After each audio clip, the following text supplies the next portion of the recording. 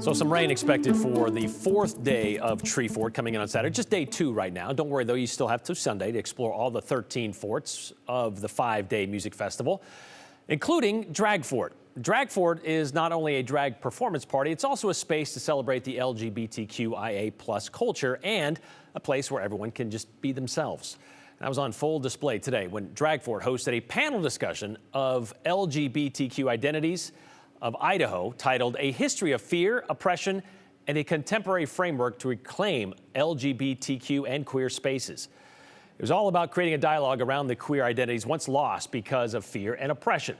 Boise State historian Alicia Grafe spoke specifically about the history of those spaces in downtown Boise that were historically queer, but really don't exist anymore because of fear. So 1955 is historically called the fall of 55, or the Boys of Boise. And so there was this kind of witch hunt started by the BPD, or Boise Police Department, where they interviewed men who they thought were, having sex, having intercourse with each other. And they were mainly consenting adults who were interviewed about their personal lives. And a lot of them were arrested. About 16 men were arrested and went to jail for crimes against nature, as it was called back then. And so a lot of people lost their jobs, were really scared. These interviews were coming out. People were like, tell us who in your workplace is a gay man, and people would list the people they knew.